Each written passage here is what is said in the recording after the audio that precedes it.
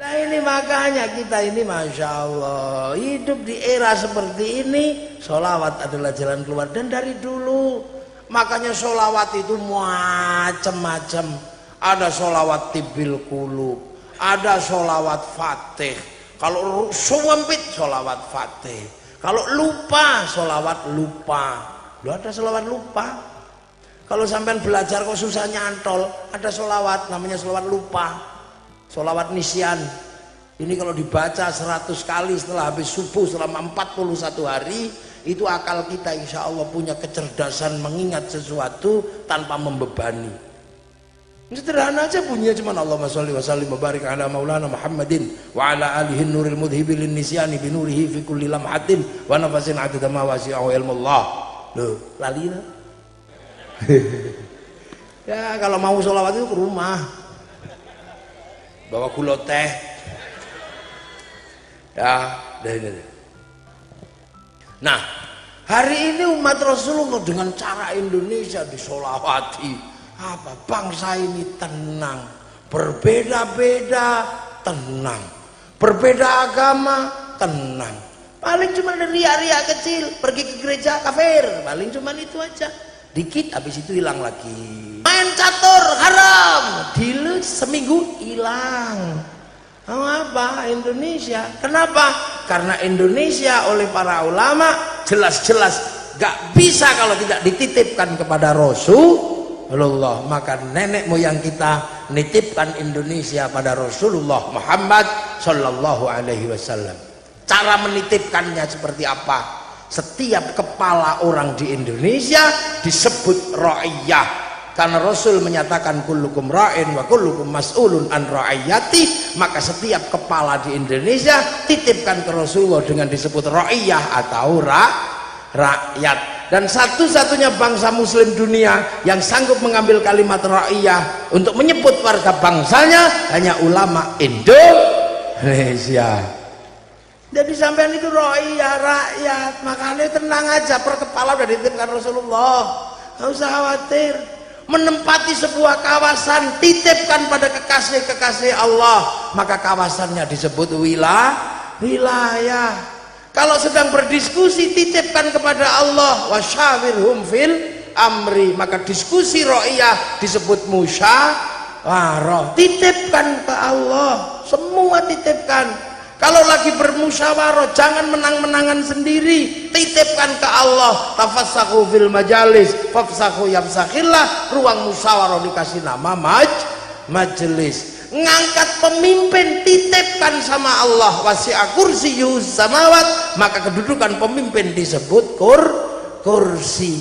Dan wilayah yang kita tempati akhirnya disebut negara kesatuan Republik Indonesia. Makanya inilah jawaban kenapa Jazirah Arab satu bangsa bisa pecah menjadi puluhan negara, Eropa satu bangsa bisa pecah jadi puluhan negara, tapi kenapa kita yang puluhan bangsa mampu bersatu dalam satu negara kesatuan Republik Indonesia? Karena dititipkan pada Rasulullah dengan sebutan ra'iyah atau rakyat, dan Rasulullah mendapatkan beban rahmatan lil alamin yang diajarkan waja'alnakum syu'uban wa qabaila lita'arafu. Ini kalau bukan para wali nggak bisa dulu meletakkan hal seperti ini. Makanya untuk tetap membuat situasi tenang, rakyat sudah dititipkan ke Rasulullah, kalau ada sesuatu siram dengan sholawat. Antara yang ada dan yang tiada bersatu dalam nama Rasulullah Muhammad Sallallahu Alaihi Wasallam. Makanya sholawat, makanya bibidin sholawat, tenang. Harap apa udah tenang sekarang. Maka sekarang jadi pertanyaan oleh orang seluruh dunia, bangsa kita menjadi bangsa yang mempersiapkan dirinya untuk menjadi bangsa milenial, karena milenial adalah bangsa yang bisa bersatu dengan bangsa manapun.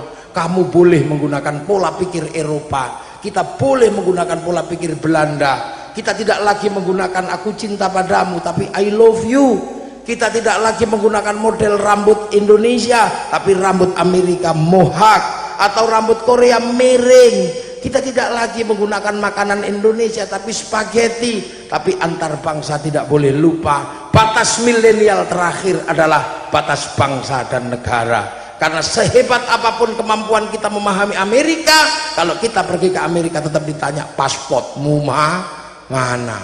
Sehebat apapun kita memahami bahasa Arab, ketika masuk ke Saudi tetap ditanya pasportmu mana. Maka batas terakhir milenial adalah batas bangsa. Maka seliar apapun pikiranmu dan batinmu, jangan lupakan bahwa kau tetaplah bangsa Indonesia.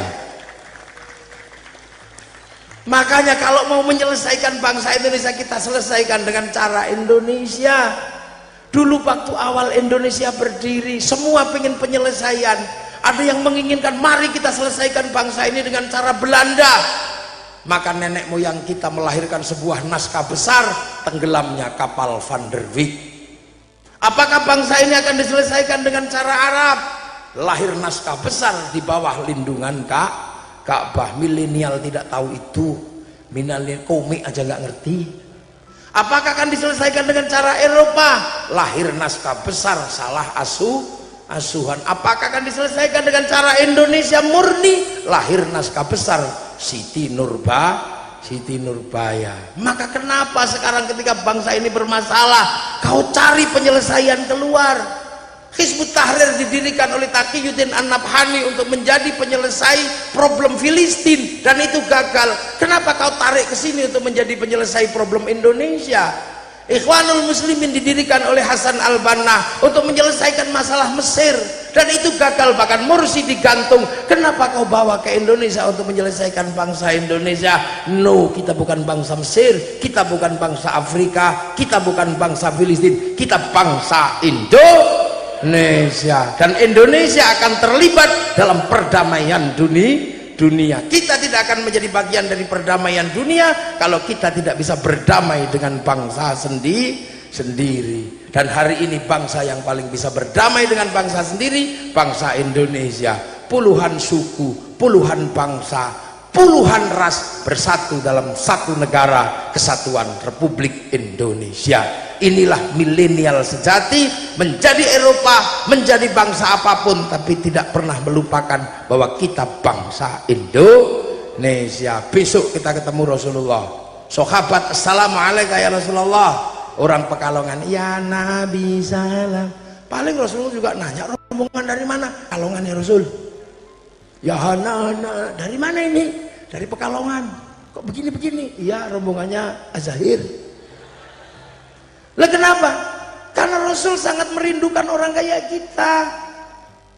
Rasul satu pagi tidak mendapatkan air karena sahabat lupa bawa air. Ghirba sahabat tidak ada air, maka Rasulullah mengeluarkan air dari tangannya. Ada yang minum, ada yang mandi, ada yang berwudu, dan Rasul bertanya, siapa imannya yang paling baik? Iman Rasulullah ya Rasul. Rasul, aku ini ketemu Allah, iman pantas. Imannya malaikat ya Rasul. Malaikat ketemu Allah, beriman pantas. Sahabat ya Rasul. Sahabat ketemu aku, beriman pantas. Iman siapa ya Rasulullah yang paling bagus? Iman umatku akhir zaman yang tidak pernah ketemu aku tapi beriman kepadaku. Mereka lah yang kurindukan nanti di hari kiamat.